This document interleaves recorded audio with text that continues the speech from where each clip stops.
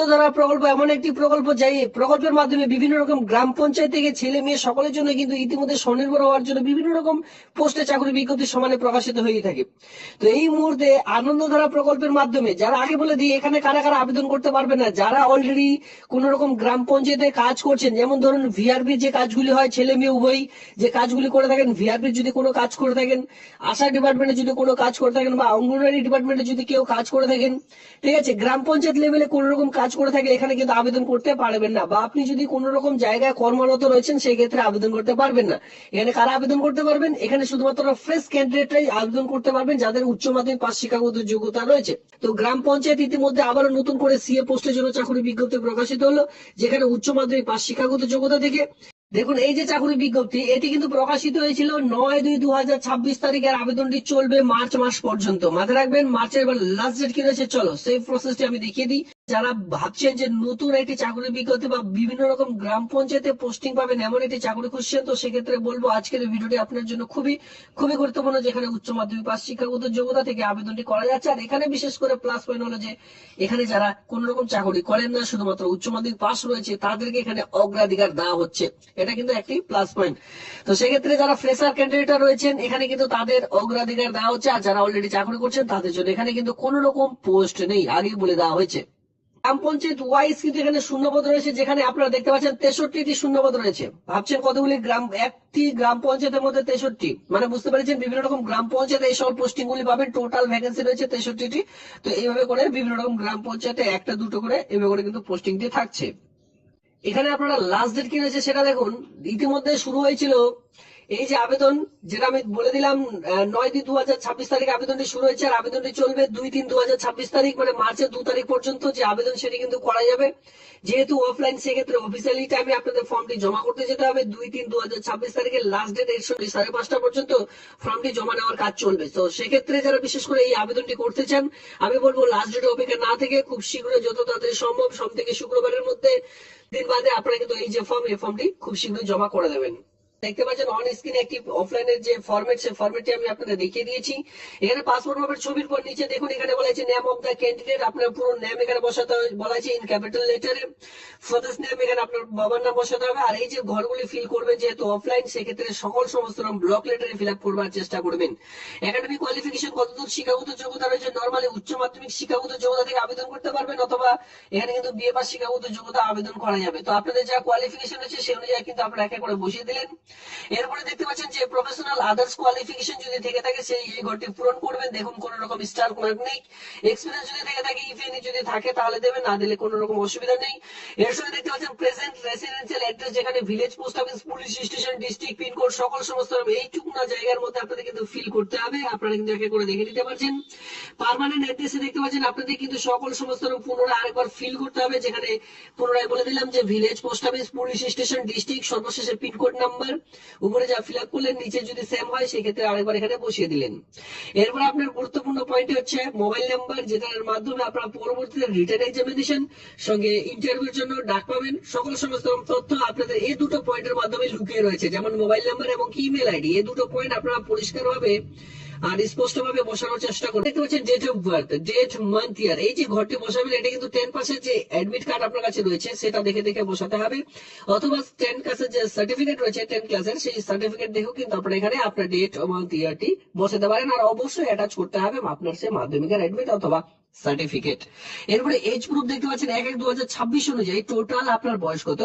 আপনি যে উপরে বয়সটি বসিয়েছেন ডেট, মান্থ, ইয়ার, সে অনুযায়ী আপাতত 1/1/2026 অনুযায়ী টোটাল বয়স কত, কত মাস, কত দিন, সেটা কিন্তু এখানে ক্যালকুলেট করে বসাতে হবে। দেখুন নিচের দিকে আর তেমন কিছু নেই। ডেট, প্লেস দিতে হবে, যেমন আপনার ডেট যেদিন আপনি ফর্মটি জমা করবেন, আপনার প্লেস, আপনার জায়গা নাম, সিগনেচার অফ দ্য অ্যাপ্লিকেন্ট, পুরো সিগনেচার করে দিয়ে এর সঙ্গে যাবতীয় ডকুমেন্টস একসঙ্গে অ্যাটাচ করতে হবে। কি কি ডকুমেন্টস অ্যাটাচ করবেন নিচের দিকে বলে যাচ্ছে, অযথা ডকুমেন্টস এখানে অ্যাটাচ করতে বলা হয়নি। ডকুমেন্টস এর সঙ্গে self attested copy of the documents to be submit along with application ফরম্যাটের সঙ্গে যেই সকল ডকুমেন্টস গুলো অ্যাটাচ করবেন সেটা হচ্ছে ইপিক কার্ড মানে ভোটার কার্ড, এর সঙ্গে আধার কার্ড, এইচ গ্রুপ হিসেবে বার্থ সার্টিফিকেট দিতে পারেন, অথবা মাধ্যমিকের অ্যাডমিট কার্ড, একাডেমিক কোয়ালিফিকেশন, এরপরে certificate of the including others qualification like a computer course certificate etcetera. এখানে বলে দেওয়া হয়েছে যে আপনাদের কোয়ালিফিকেশন দেখাবেন। ধরুন 12 পাস দেখিয়েছেন, 12 পাসের সঙ্গে সঙ্গে কম্পিউটার একটি সার্টিফিকেট কোর্সও কিন্তু এখানে প্রয়োজন পড়বে, কারণ এটা একটা গ্রুপ সি লেভেলের কাজ। আর আপনাদের কিন্তু অনলাইনে কাজ কিছু রয়েছে, তো সেক্ষেত্রে আপনাদের 12 পাসের সঙ্গে সঙ্গে কম্পিউটার একটি সার্টিফিকেটও লাগবে। এবার ধরুন 12 পাসের এখানে দেখাবেন না, আপনি দেখাবেন বিএ পাস, তো সেক্ষেত্রে আপনারা মাধ্যমিক উচ্চ মাধ্যমিকের সঙ্গে সঙ্গে বিএ পাসও কিন্তু এখানে দেখাতে পারেন, কোনো রকম অসুবিধা নেই। তো এখানে বলা হয়েছে যা যা কোয়ালিফিকেশন দেখাবেন সকল সমস্ত রকম জেরক্সের মধ্যে সেলফ অ্যাটাচ করে একটি খামের মধ্যে ভরে তারপরে কিন্তু নির্দিষ্ট ঠিকানায় নির্দিষ্ট সময়ের মধ্যে পাঠিয়ে দিলে আপনাদের আবেদন প্রক্রিয়া একেবারে কমপ্লিট হয়ে যাবে। এর সঙ্গে বলা হয়েছে যে এই যে ঘরগুলি রয়েছে অ্যাপ্লিকেশন ফরম্যাটের প্রত্যেকটি ঘর কিন্তু আপনাদের ফিল করতে হবে। দেখুন সেই অফলাইনের ফরম্যাটের মধ্যে আমি বলেছিলাম যে মোবাইল নাম্বার এমনকি আপনার যে মেল আইডি সেটা সঠিকভাবে দেবেন, কারণ কি এখানে বলে দেওয়া হয়েছে যারা বিশেষ করে আবেদনটি সঠিকভাবে পূরণ করেছেন আপনাদের জন্য যে অ্যাডমিট কার্ডটি ডাউনলোড করা হবে, কারণ এখানে রিটেন এক্সামিনেশন রয়েছে। এবার এখানে কি বলা হয়েছে, admit card to eligible candidate will be issue maintaining date and time venue of the examination date of same will be sent to the candidate through the respected email of the candidate। আপনারা যে আবেদন করবার সময় যে মেলটি দিয়েছেন সেই মেলের মধ্যেই কিন্তু আপনার অ্যাডমিট কার্ড পৌঁছে দেওয়া হবে, যদি আপনারা ফর্মটি সঠিকভাবে ফিল আপ করে থাকেন বা আপনি এই পোস্টের জন্য এলিজিবল সঠিক ডকুমেন্টস দিয়েছেন, যদি দিয়ে থাকেন তাহলে এলিজিবল হবেন। এলিজিবল হয়ে থাকলে আপনাদের যে অ্যাডমিট কার্ড এক্সাম দেওয়ার যার মধ্যে আপনার এক্সামিনেশনের ডেট এন্ড ভেন্যু টাইম সকল সমস্ত দেওয়া থাকবে, সেটি আপনার মেলের মাধ্যমেই অ্যাডমিট কার্ডটি পাঠানো হবে। এখানে গুরুত্বপূর্ণ হিসাবে দেখতে পারবেন যে টোটাল আপনাদের 100 মার্কের এক্সাম রয়েছে। এবার 18 মার্কের যে আপনার রিটেন এক্সামিনেশন জেনারেল নলেজ রয়েছে, বেসিক ম্যাথমেটিক্স, অ্যাকাউন্টেন্সি এই সকল বিষয়ের উপর 20 নাম্বার, জেনারেল উপর 20 নাম্বার, জেনারেল ইংলিশের উপর 20 নাম্বার থাকছে। এর সঙ্গে এসএইচজি সেলফ হেল্প রিলেটেড আপনাদের কিন্তু 20 নাম্বার, এখানে আপনার কিছু কোয়েশ্চেন থাকবে। টোটাল 18 মার্কের আপনাদের এক্সামটি দিতে হবে। এবার যারা উত্তীর্ণ হবেন পরবর্তীতে এখানে তার আগে এখানে দেখতে পাচ্ছেন 18 মার্কের যে রিটেনটি হবে সেখানে আপনার 2 ঘন্টা সময় কিন্তু পেয়ে যাচ্ছেন। এখানে দেখতে পাচ্ছেন 2 আওয়ার্স সময় কিন্তু এখানে পেয়ে যাচ্ছেন। এমসিকিউ টাইপের কোয়েশ্চেন থাকবে, মার্ক ইচ, একটি করে কোয়েশ্চেনে 1 নাম্বার করে এখানে কিন্তু থাকছে। 120 মিনিট এখানে আপনার সময় পেয়েছেন, 2 ঘন্টা। এর সঙ্গে যারা উত্তীর্ণ হবেন তাদের জন্য যে মেরিট লিস্টটি তৈরি করা হবে সেই মেরিট লিস্ট ভিত্তিক আপনাদের কিন্তু 20 মার্কের ইন্টারভিউর জন্য ডাক পাবেন। এই 20 মার্ক ঠিকঠাক ভাবে দিতে পারলে আপনারা সরাসরি কাজটি পেয়ে যাবেন। এবার এই কাজটি আপনাদের গ্রাম পঞ্চায়েত এলাকার কি ধরনের কাজটি থাকবে এখানে খুব ভালোভাবে মেনশন করে দেওয়া হয়েছে। তো অবশ্যই বলবো নোটিশটি ডাউনলোড করে একটু নোটিশটি চেক আউট করে নেবেন। আর এই নোটিশটির লিঙ্ক আমি টেলিগ্রাম গ্রুপে প্রোভাইড করে দিয়েছি। তাছাড়া আমি তো দেখিয়ে দিলাম কোন জেলা থেকে এই নোটিশটি প্রকাশিত হয়েছে।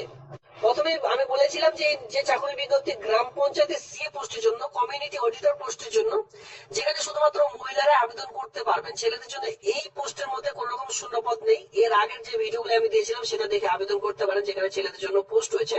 মাস্ট বি ওমেন, শুধুমাত্র মহিলাদের জন্য এসএইচজি সেলফ হেল্প গ্রুপের জন্য এই নিয়োগের বিজ্ঞপ্তি প্রকাশিত হয়েছে। যারা অলরেডি মহিলা হলে হবে না, যারা সেলফ হেল্প গ্রুপ, এই যে 11 জন করে প্রত্যেকটি এলাকার মধ্যে যে দলগুলি হয়, স্বর্ণ জয়ন্তী বা মহিলা দলগুলি বলা হয়ে থাকে, সেই সকল দলের মধ্যে যদি কেউ অ্যাক্টিভ থাকেন কমপক্ষে 2 বছর সেই দলের মধ্যে রয়েছেন, সেক্ষেত্রে কিন্তু আবেদনটি করতে পারবেন।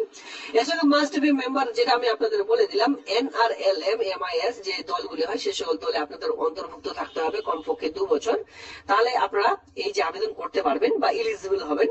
মিনিমাম এডুকেশনাল কোয়ালিফিকেশন দেখতে গেলে 25 ইয়ার্স থেকে আপনাদের বয়সটি চালু হচ্ছে। যাদের বয়স 20 প্লাস বা 21 প্লাস সকলে আবেদন করতে পারবেন না। এখানে আবেদন করবার জন্য কমপক্ষে আপনাদের 25 হতে হবে। 25 বা 25 প্লাস আপনাদের কিন্তু বয়স হয়ে থাকলে আবেদনটি করতে পারবেন। এর সঙ্গে 25 থেকে 40 বছরের মধ্যে আপনাদের বয়সটি লাগবে, যেখানে এইচ গ্রুপ হিসেবে মাধ্যমিকের অ্যাডমিট কার্ড এর সঙ্গে ইকুইভ্যালেন্ট এক্সামিনেশন থাকলে আবেদনটি করা যাবে। শিক্ষাগত যোগ্যতা দেখতে গেলে এট লাস্ট পাসে হায়ার সেকেন্ডারি উচ্চ মাধ্যমিক পাস শিক্ষাগত যোগ্যতা থাকলে আবেদনটি করা যাবে, বা ইকুইভ্যালেন্ট এক্সামিনেশন বা তার কোনো সমতুল্য যোগ্যতা যদি থেকে থাকে আপনার কাছে, তাহলে আবেদনটি করা যাবে। তবে অবশ্যই উইথ কমার্স ব্যাকগ্রাউন্ড নিয়ে আপনাদের কিন্তু পাস হতে হবে। দেখুন এখানে আপনাদের বিশেষ করে আবেদন করার জন্য আপনাদের যে শিক্ষাগত যোগ্যতাটি প্রয়োজন সেটা এট লাস্ট হায়ার সেকেন্ডারি উচ্চ মাধ্যমিক পাস বা ইকুইভ্যালেন্ট তার সমতুল্য শিক্ষাগত যোগ্যতা। তবে অবশ্যই গ্রাজুয়েশন পাস শিক্ষাগত যোগ্যতা দেখালে এখানে আপনাদের কমার্স ব্যাকগ্রাউন্ড কিন্তু লাগছে না। মানে হায়ার সেকেন্ডারি দেখালে অবশ্যই কমার্স ব্যাকগ্রাউন্ডে হায়ার সেকেন্ডারি পাস করতে হবে, বা তার সমতুল্য কোনো শিক্ষাগত যোগ্যতা যদি থেকে থাকে তাহলে কিন্তু কমার্স ব্যাকগ্রাউন্ডে করতে হবে। এবার ধরুন আপনাদের কমার্স ব্যাকগ্রাউন্ডে হায়ার সেকেন্ডারি যে মানে উচ্চ মাধ্যমিক নেই, তো সেক্ষেত্রে কি করবেন, যদি গ্রাজুয়েশন পাস করে থাকেন এনি স্ট্রিম নিয়ে, বিএ পাস করেছেন যে কোনো স্ট্রিম নিয়ে, সেক্ষেত্রে কিন্তু আবেদনটি করা যাবে। However, the candidate will be higher qualification are preferred যদি এরপরে হায়ার গ্রাজুয়েশনের সঙ্গে সঙ্গে আপনার যদি এমএও রয়েছে মাস্টার ডিগ্রি, সেক্ষেত্রেও কিন্তু এখানে আপনারা অগ্রাধিকার অগ্রাধিকার পেয়ে যাবেন। সঙ্গে যেটা প্রয়োজন সেটা হচ্ছে বেসিক কম্পিউটার নলেজ, যেমন Microsoft Office, Word, Excel, PowerPoint, internet, এই সকল কিন্তু আপনাদের থাকতে বলেছে। আর ডিজেবল, যেটা কিন্তু অবশ্যই ডিজারেবল, ঠিক আছে, যদি থাকে তাহলে কিন্তু অগ্রাধিকার পাবেন। তো সেক্ষেত্রে বলবো যাদের বিএ পাস রয়েছে সেটাও দিতে পারেন, এমএ পাস থাকলে এমএ পাসও দিতে পারেন, কোনো রকম অসুবিধা কিন্তু হবে না। তো সেক্ষেত্রে মাধ্যমিক, উচ্চ মাধ্যমিক, বিএ পাস পর্যন্ত শিক্ষাগত যোগ্যতা এখানে আপনারা দেখাতে পারেন।